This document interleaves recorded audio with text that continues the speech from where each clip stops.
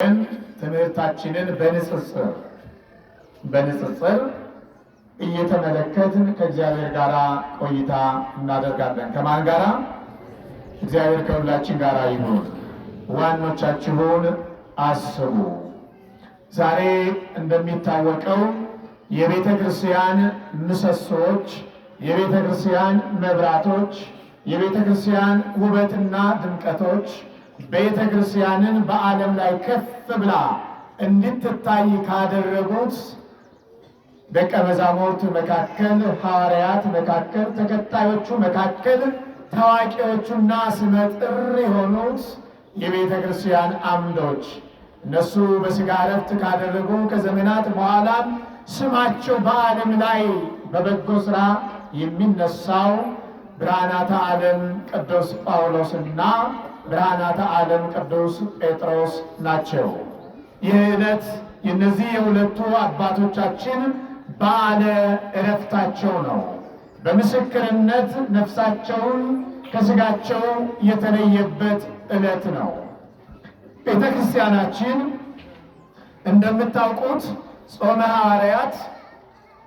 ሐዋርያት መንፈስ ቅዱስ በወረደላቸው ማግስት ተጀምሮ ሁልጊዜም ሐምሌ 5 ቀን ነው ፍጻሜው የሚሆነው። ኦርቶዶክሳዊት ተዋሕዶ ቤተ ክርስቲያን እንግዳ ደራሽ የሆነ አስተምሮ የላትም። ቤተ ክርስቲያናችንን ጠንቅቀን ማወቅ ይጠበቅብናል። ሁሉንም ፍጻሜያቸውን በምትመለከቱ ጊዜ ለምሳሌ ጾመ ነቢያትን ታያላችሁ። ነቢያት የጌታን መውረድና መወለድ በትንቢት የሰሙትን እየተጠባበቁ ፈኖ ብርሃኔከ ወጽድቀከ እማንቱ ብርሃን እያሉ በዛ ድቅድቅ ጨለማ ዘመን፣ በዛ የሞት ዘመን፣ በዛ የውርደት ዘመን ይጸልዩ የነበሩት ነቢያት ዘመኑ ደረሰና መድኃኒታችን ክርስቶስ የሁላችን ቤዛ ከድንግል ማርያም በሚወለድበት ዕለት የጾመ ነቢያት ብዙ ዘመን ነው የጾሙት ነቢያት፣ ብዙ ዘመን ነው የጸለዩት ያለቀሱት።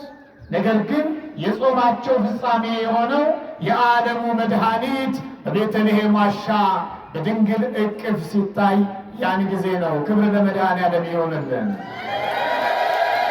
ስለዚህ ሲፈልጉ አዋጅ አውጆ አንድ ሰሞን ጾሞ የሚፈታ ጾም የለንም።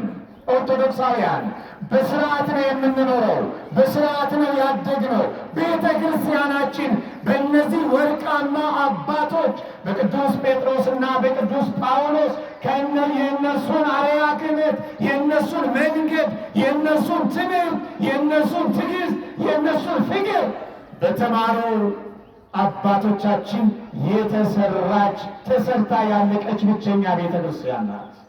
በሁለተኛ ደረጃ ስትመለከቱ አብይ ጾም የሚባለው ጌታችን የጾመው ጾሞ እንድንጾም ያዘዘን ጾም ፍጻሜውን የሚያገኘው በእርሱ ሞት ከተወገደ በኋላ መቃብር አቅመቢስ ሆኖ አምላካችን ሞትንና መቃብርን ድል ነስቶ በክብር ሲነሳ ያን ቀን ነው የጾማችን ፍጻሜ የሚሆነው። ትንሣኤያችን ነው። ሁልጊዜ ጾማችን የምስራች አለው። ዝም ብሎ አይደለም። የምስራች አለው። ትልቅ ጉዳይ አለው። በረከት ይዞ ነው የሚመጣው። ይሄንንም ጾመ ሐዋርያትን ስንመለከት ከጾምን በኋላ የቤተ ክርስቲያን አምድ፣ የቤተ ክርስቲያን ምሰሶ በሕይወታቸው የምንመራባቸው ቅዱስ ጴጥሮስና ቅዱስ ጳውሎስ በሮማ አደባባይ ላይ ለእግዚአብሔር ክብር አንገታቸውን በሰይፍ በተቀሉበት ዕለት ቅዱስ ጴጥሮስ ዝቅ ብሎ በውርደት በተሳቀለበት ዕለት የጾማችን ፍጻሜ ይሆናል። ስለዚህ ቤተ ክርስቲያናችን ከእውቀት የመነጨ መንገድ ነው ያላት። በእውነትና በእምነት ላይ የምትጓዝ ቤተ ክርስቲያን ናት። እንዲህ ነው ሁለት ሰዎችን እያነጻጸርን እንይ። የትኛውን ነው የምንመስለው? ዋኖቻችሁን አስቡ። እነማን ናቸው ዋኖቻችን? ጳውሎስና ጴጥሮስ። ቅዱስ ጳውሎስና ቅዱስ ጴጥሮስ ናቸው ዋኖቻችን። እንዴት ዋኖቻችን ሆኑ? ዋኖቻችንማ የሆኑት ዓለምን ከጨለማ ሊያላቅቀው የመጣው መሲህ ክርስቶስ ወደዚህ ዓለም በመጣበት ጊዜ ያደረገውን ገቢረ ተአምር የፈጸመውን ገድል ሁሉ በመምሰል በአንደኛ ቆሮንቶስ ምዕራፍ 11 ቁጥር 1 ላይ ተመሰሉ ኪያየ ከመ አነ እትመሰሎ ለክርስቶስ፣ እኔ ክርስቶስን እንደምመስል እናንተም እንዲሁ እኔን ምሰሉ እንዳለ ብርሃናተ ዓለም ቅዱስ ጳውሎስ። እንዴት መሰለው ክርስቶስን? የቅዱስ ጳውሎስን ሕይወት ታውቃላችሁ። የቀደመ ማንነቱ ክርስቲያኖች ስለ ትናንት ማንነታችሁ አይጭነቃችሁ፣ ግድ የለም። ትናንትንማ እግዚአብሔር በምሕረት አለፋችሁ እኮ። ያን ያጭበረበርንበትን ጊዜ፣ ያን የሸወርንበትን ጊዜ፣ ያን ዝቅ ያልንበትን ጊዜ፣ ከክብር የጎደልንበትን ጊዜ፣ ወዳጃችንን ያታለልንበትን ጊዜ፣ ወዳጃችን ላይ ክፉ ነገር ያሰብንበትን ጊዜ፣ በወዳጃችን ላይ ጦር የሸመቅንበትን ጊዜ አለፈን። ክብር ለስሙ ይሁን።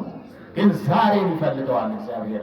ብርሃናተ ዓለም ቅዱስ ጳውሎስ በግራ በኩል የቆመ አሳዳጅ የነበረ ነገር ክርስቶስ የማይገባው ክርስቶሳውያንን የሚያሳድድ አንድ ቀን በሐዋርያት ሥራ ምዕራፍ 9 ላይ እንደምንመለከተው ደማስቆ ላይ ልደቱ ተከናወነለት። ደማስቆ ላይ ሰውነቱ ተረጋገጠ። እግዚአብሔር ሰውነታችንን ያረጋግጥልን። አዎ ብርሃናተ ዓለም ቅዱስ ጳውሎስ ያን ጊዜ ነው የተሰራው። ደማስቆ ላይ ያቺ ደማስቆ ዛሬ የሙስሊም መናኸሪያ ናት። ትናንትና ጳውሎስ የተጠረባት የብርሃን ወጀብ ያለፈባት ቦታ ናት ቅዱስ ጳውሎስ።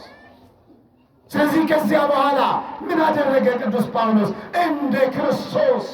እንደ ክርስቶስ እየተገፋ የሚመሰክር እየወደቀ የሚያስተምር ሆነ።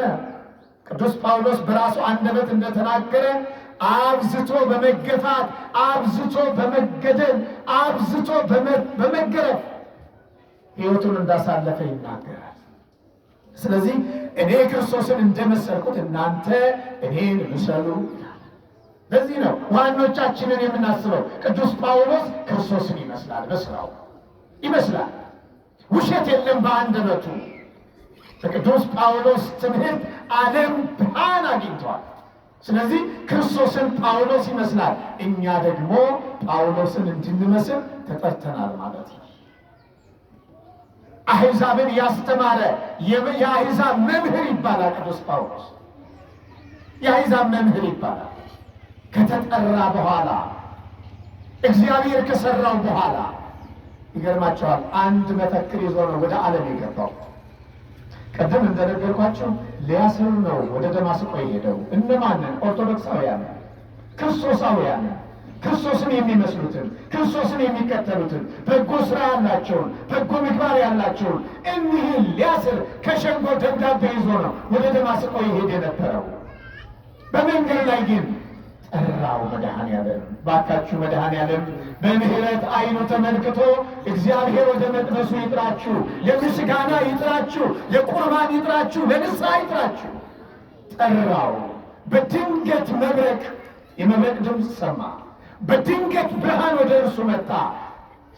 ሳውል ሳውል ስለምን ታሳድደኛለህ የሚለውን ድምፅ ሰማ።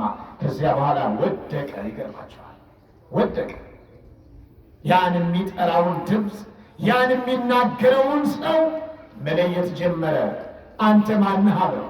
እኔማ አንተ የምታሳድደኝ የናዝሬቱ ኢየሱስ ነኝ አለው። ክርስቲያኖችን ማሳደድ ክርስቶስን ማሳደድ ነው። ይህ ነው ክርስቲያኖችን ማሳደድ፣ ክርስቲያኖችን መግፋት፣ በክርስቲያኖች ላይ ማመፅ፣ ክርስቲያኖችን ያልሆነ ነገር ያልሆነ ታርጋ መለጠፍ ከክርስቶስ ጋር ያጣላል። ጳውሎስም እንዲህ ነው ያለው፣ አንተ የምታሳድደኝ የናዝሬቱ ኢየሱስ ነኝ አለ።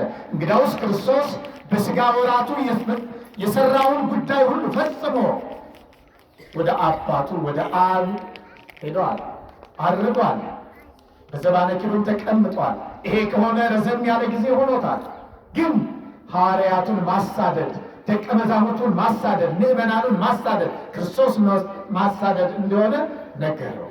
ከዛ ገባ፣ ወደ ከተማ ገባና የቀድሞ ማንነቱን የሚረዱ አመፀኛ እንደሆነ የሚረዱ ከክርስቶስ በተቃራኒ እንደሚቆም የሚረዱ አባበሉት፣ ነገሩት።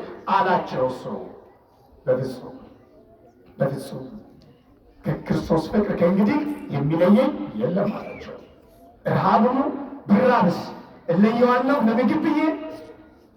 ብዙ ሰው ለገንዘብ ብሎ አምላኩን ይሸጣል። ለገንዘብ ብሎ ወዳጁን ይገዳል። ለገንዘብ ብሎ ወዳጁን ያዳል። ለገንዘብ ብሎ የሚያፈቅረውን የሚወደውን ታማኝ ባልንጀራውን ከጀርባው ይቆማል። ማን ብቻ አይቆምም? የድንግል ልጅ መድኃኔዓለም ክብር ለስሙ ይሆንልን። እሱ ብቻ ነው የማይቆመው። ረሃብ መራብ ከክርስቶስ ሊለየን ይችላልን? አለ። በፍጹም። መሰደድስ፣ ከሀገር መውጣትስ፣ ከሮማ መውጣትስ፣ ከሚታወቁበት ዝነኛ ከሆኑበት ቦታ መሄድስ ለእኛ የሆነ እንደሆነ ፈታኝ ነው። ዝነኛ ከሆንበት ከምንታወቅበት ቦታ መሄድ ከባድ ነው። ጳውሎስ ግን መኖ ያድገና ፍቅረ ለክርስቶስ ይሄ ለእኔ ጉዳይ አይደለም። ክርስቶስን መልበስ ብቻ፣ ከክርስቶስ ጋር መኖር ብቻ፣ ከክርስቶስ ጋር ማደር ብቻ እንጂ መኖ ያድገና ፍቅረ ለክርስቶስ ረሃብ አይሆንም፣ መጠማት አይሆንም፣ መታረዝ አይሆንም፣ ደግሞስ መሰደድ አይሆንም። መጥባይት ነው። መታረድስ ቢሆን ያስፈራ። እኒህን ነው ዋና ይሄ ነው ወንድሜ፣ ዋናሽ ይሄ ነው። ቅዱስ ጳውሎስ እየሞተ የበዛ እየሞተ የሰበከ እየታረደ ያመሰገነ ሰይፍ በአንገቱ ላይ እያለፈ በሰማይ ያለውን አባቱን ያከበረ መሪ፣ ያከበረ ሐዋርያ፣ ያከበረ ሰማይ ቅዱስ ጳውሎስ በረከቱ ይደርብን። ክብር ለቅዱስ ጳውሎስ ይሁንልን።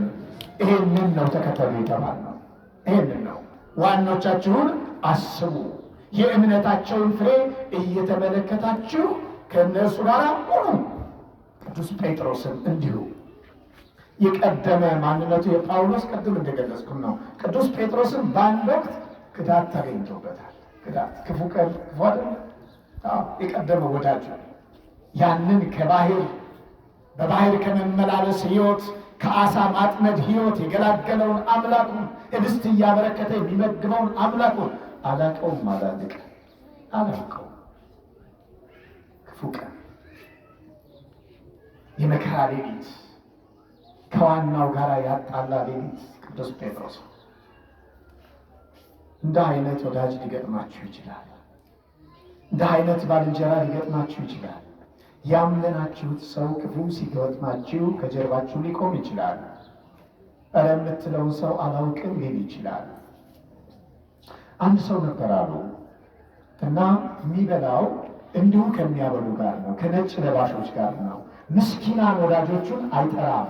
በተለይ ባረደ በጠመቀ ጊዜ አያያቸውም። በተለይም ምስኪን ወንድምና እህቶች ነበሯቸውና ድህነታቸው አጸይፎት አይጠራቸውም ነበር እና ብሎ ከሌሎች ጋር ይበላል። በኋላ አንድ ቀን ችግር ገጠመኛል። ወደ ህሊናው ተመለሰና ችግር ገጠመኝ። ጥሩ ሙክት አረደና ነጠላ አልብሶ ደም ነካ ነካ ያደረገው ነጠላ ለብሰና እነዛ ነጭ ለባሽ ወዳጆቹ ጠራቸው። ሲደገስ ብቻ የሚመጡ ድግስ ብቻ የሚያምራቸው በበጎ ጊዜ ብቻ ዝማሬ የሚያምራቸው ወዳጆቹን ጠራና ጉድ ፈላብኝ አላቸው። ምን ነው? ኧረ ጉድ ፈላ። በአጋጣሚ ቤቴ እንግዳ ሰው መጣ። እጄ ሳተብኝ። አያችሁ፣ እጄ ሳተብኝ። ይህም በደም እንዴት ላድርገው? እዚህ የተሸፋፈነው እሱ ነው አለ። ሰው ገድያለሁ አለ። ሰው ገድያለሁ። ያረደው እኮ ሙክት ነው። ምን ቢል ጥሩ ነው? ታረኛ ያላወቅም ተሰማ። እንደ አይነቱን ጉድ አንተ ውጭ አንተ ወጣው ከሩትና ሹል እያለ አንተ ተወጣው ሲባሉ አንተ ብቻ አንተ ብለው አላሉት። ግን መከራ ሲገጥመው ችግር ሲገጥመው ግን አንተ ብቻ አንተ ወጣው። ከዛ ዘወራልና የእናቴ ልጅ አንተ ምስኪን ወንድሜ፣ አንቺ ምስኪን እህቴ ጉድ ፈላብኝ። ምን ነው? ኧረ ጉድ ፈላ። ቀን አይጥለው የለ ዛሬ ሰው እንግዳ ወደ ቤት የመጥቶ ነበርና እጅ በዛ ሰው ላይ አለፈ። ምን ይሻለኛል? ታዲያ ችግር አለ። ከእግዚአብሔር ጋር በንስሐ ትታረቃለህ።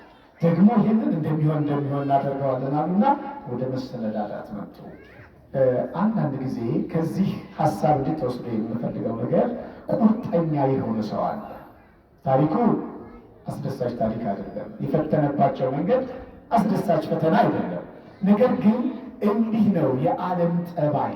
ሲበሉ አብረው ሲበሉ አብረው ሲጠጡ አብረው ሲኖሩ ማብላት ማልበስ መስጠት በሚችሉበት ጊዜ በዙሪያችሁ ብዙ ሰው ይኖራል።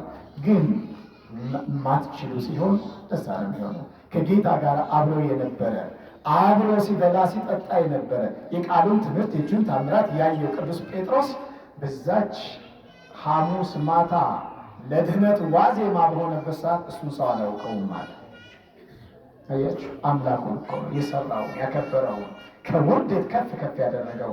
ግን በቶሎ ከቅዱስ ጴጥሮስ ሕይወት የምንማረው ነገር ምንድን ነው? ቶሎ ንስሐ ገባ፣ ቶሎ አለቀሰ፣ ቶሎ ተመለሰ፣ ጌታውን አወቀ፣ ዋናውን ተከተለ። ከዛስ ምን አደረገው? በኔሮን ዘመን በሮማ አደባባይ ላይ አምላኩን አከበረው። እንዴት አድርጎ አከበረው? አምላኩ የተሰቀለው ለድነተ ዓለም ነው። ከፍ ብሎ ነው የተሰቀለው። እኔ እንደ አምላኬ ከፍ ብዬ መሰቀል አልችልም። መሰቀልን ወደው ተቀበለ። ለምን? ለክብር። ስለማን? ስለ ክርስቶስ። ከዛስ እኔን ቁልቁል አድርጋችሁ ስቀሉኝ በማለት አከበረ። እናስባቸው ዋኖቻችን እንደዚህ ናቸው። ምን ሆነው ነው ይሄ ሁሉ መከራ የደረሰባቸው? ሌላ አንድ ክፉ ሰው ኔሮን የሚባል እብድ፣ የአእምሮ ዲስኦርደር የገጠመው የአእምሮ መዛባት የገጠመው ክፉ መሪ ገና በ16 ዓመቱ በሴራ እናቱ አሲራ ወደ ስልጣን ያመጣችው የሮማ መሪ ኔሮን በዚህ በመቶኛው ክፍለ ዘመን በ54 ዓመተ ምህረት ወደ ንግስና የመጣ ገና 16 ዓመት ሆኖት የስልጣን ጥማት ያለበት እብድ፣ መጽሐፍ የሚለው ነው እብድ፣ የአእምሮ መዛባት የገጠመው ችግረኛ ሰው። በመጀመሪያ ዘመን አካባቢ ጥሩ መካሮች ነበሩት። አንዳንድ መሪ ጥሩ መካር ይኖረውና መንገዱን ያሳዩታል። አንዳንድ መሪ ደግሞ መካሮቹን ወደኋላ ይጥልና በራሱ ልቦና በሚመራ ጊዜ ችግር ይገጥመዋል። ኔሮን እንደዚህ አይነት ችግር ነው የገጠመው። የመጀመሪያ መካሩ እናቱ ነበረች። ከዛም ወንድም ነበረው፣ ጥሩ ሚስት ነበር። ሶስቱንም አጠፋቸው። ምን አርጓት ትሉኝ? ገደላቸው። ክፉ ሰው እንደዚህ ነው።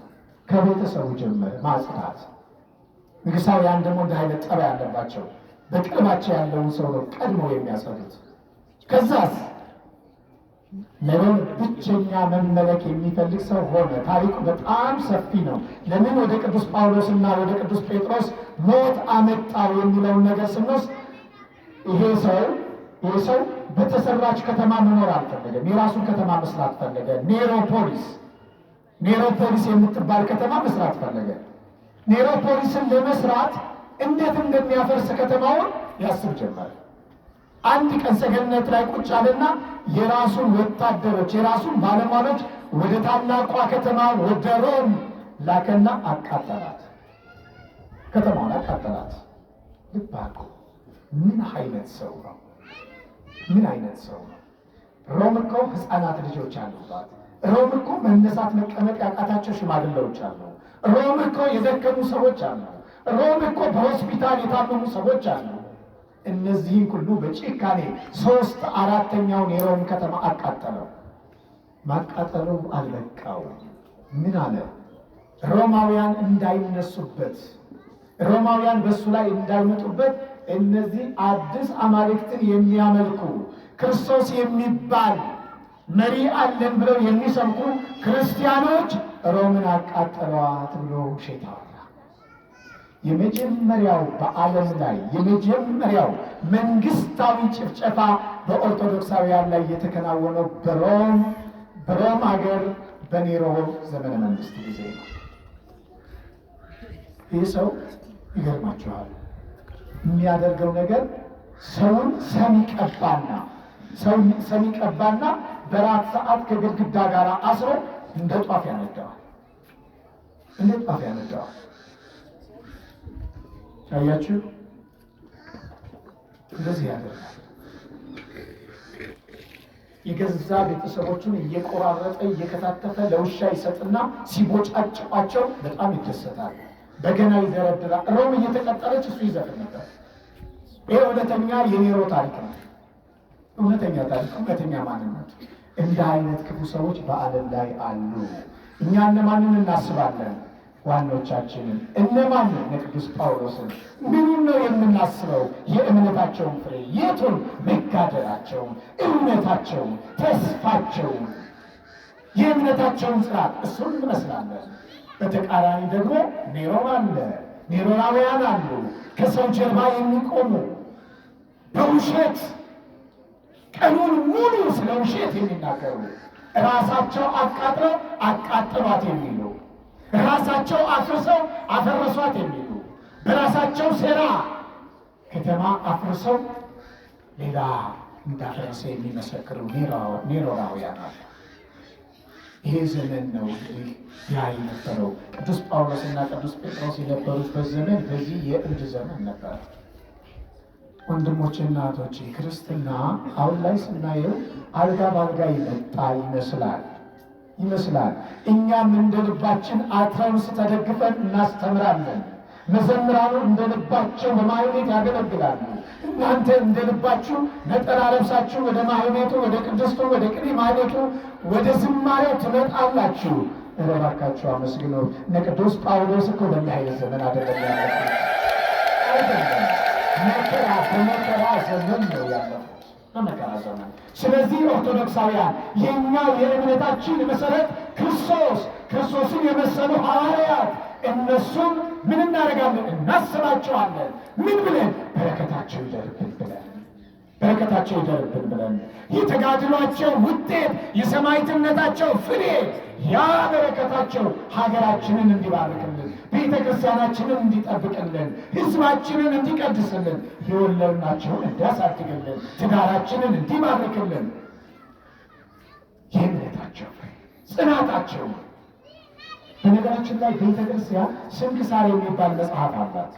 ስንክሳር የቅዱሳንን ገድል የያዘ የቅዱሳን ዜና ሕይወታቸው የተጻፈበት። ለምን ይመስላችኋል? ቅዱሳን አባቶቻችን በመከራ ያለፉበትን ሕይወት እያወቅን እየተረዳን እኛን የሚገጥመንን መከራ አባቶቻችን እንዴት እንዳለፉት በጥበብ ከእነርሱ በመማር እንድናልፍ ነው። አባቶቻችን ያልተፈተኑበት ፈተና የለም። እኔ ስላይ ፈተናው በዛ ትላለህ፣ ተው እንጂ ከአባቶቻችን በላይ ከዚያ በላይ የለም። በክርስትና የተገፋው የሚል ሰው አለ። አባቶቻችን በተገፉ ልክ የተገፋ የለም። አባቶቻችን ላይ በነደደው እሳት ልክ የነደደበት የለም። አባቶቻችን በተቀበሉት መከራ ልክ የተቀበለ የለም። አንዳንዶቹ ቆዳቸው ተገፎ አሸዋ አሸክመው እንደገና እየወጉ ወስደዋቸዋል። እነ ቶማስን እነ ቅዱስ ጳውሎስን ደግሞ በአደባባይ ቆርጠዋቸዋል። ጳውሎስ እንደምን መሰላችሁ በአደባባይ የሰየፉት? ሮማውያን የሞትን ምርጫ አላቸው። እሱ ሮማዊ ስለነበረ እንደ ቅዱስ ጴጥሮስ መዘግዘቅ አልፈለጉም። ዜጋ ስለሆነ የክብር ሞት እንዲሞት ብለው አንገቱን ቆረጡት። አያችሁ፣ በሞትም አዳሉ ማለት ነው። ቅዱስ ጴጥሮስን ግን ሌላም በርካታ ቅጣቶች ነው የቀጡት። ከነዚህ መካከል ዝቅዝቅ፣ መስቀል። እነዚህ ናቸው የቤተክርስቲያናችን ማኅቶቶች። እነዚህ ናቸው የቤተክርስቲያናችን ውበቶች። ቅድስት ቤተክርስቲያናችን ለሐዋርያቱ፣ ቅድስት ቤተክርስቲያናችን ለሰማዕታቱ፣ ቅድስት ቤተክርስቲያናችን ለጻድቃን ክብር ስትሰጥ ከእግዚአብሔር የተቀበሉትን ክብር እንጂ ሌላ አዲስ ነገር አምጥታ አይደለም። ቅዱሳንን ራሱ እግዚአብሔር ስላከበራቸው፣ ቅዱሳንን እሱ ራሱ እግዚአብሔር በመከራ ውስጥ ስላሳለፋቸው ነው ቤተክርስቲያን ክብር የምትሰጠው።